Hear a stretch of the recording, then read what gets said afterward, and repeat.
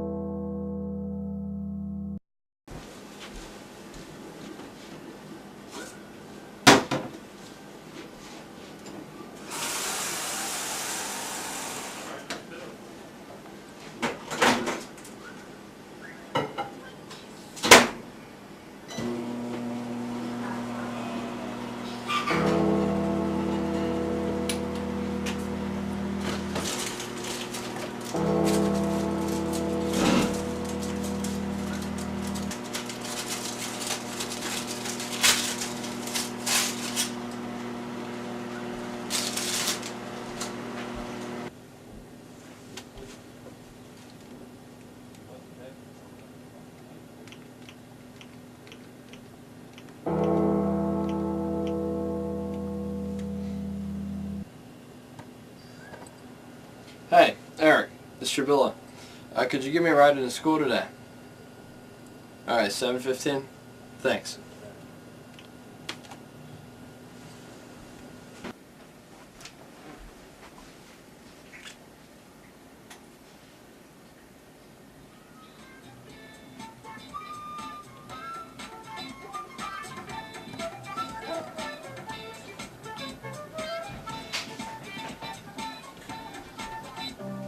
The local Doppler radar.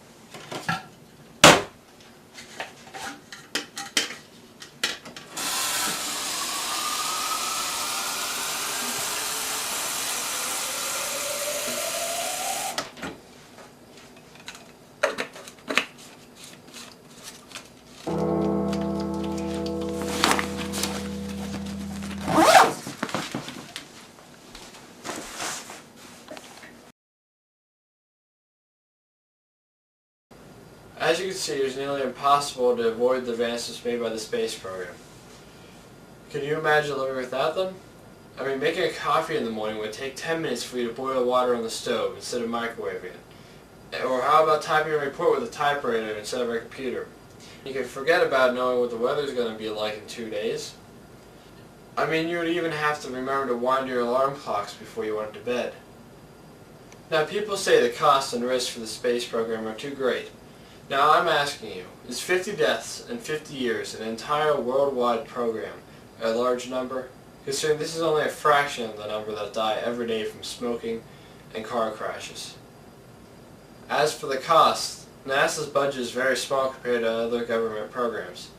Did you know that in 2003, $4.6 billion was spent on ringtones for your cell phones alone, when NASA's budget was only 3 times that at $15 billion? Now, which would you rather have? Silly ringtones for your phone, or all the inventions of NASA? The space programs around the world are constantly advancing and developing new technologies, from robotics to carbon nanotubes, which are small tubes only a few atoms thick, but when fashioned into a thread, are several times stronger than steel cables. Or how about scramjets, which are a new type of jet, which have a theoretical minimum speed of 9 times the speed of sound, which is 3 times faster than the current highest speed. In the endless quest to use less energy and conserve resources, there are currently hundreds of inventions underway that will save you money, lower oil prices, and save the environment. Their far-off goals for living on the moon and living on Mars may seem pointless, but in reality there are reasons to do this. For example, on the moon there is an abundant fuel source called helium-3, which is so potent that 25 tons of it, or roughly 1 shuttleful of it, can power the U.S. for 1 year and is valued at $100 billion. Overall, I think it would be a foolish waste for someone to want to cut NASA's budget, because in the end, they are only hurting themselves.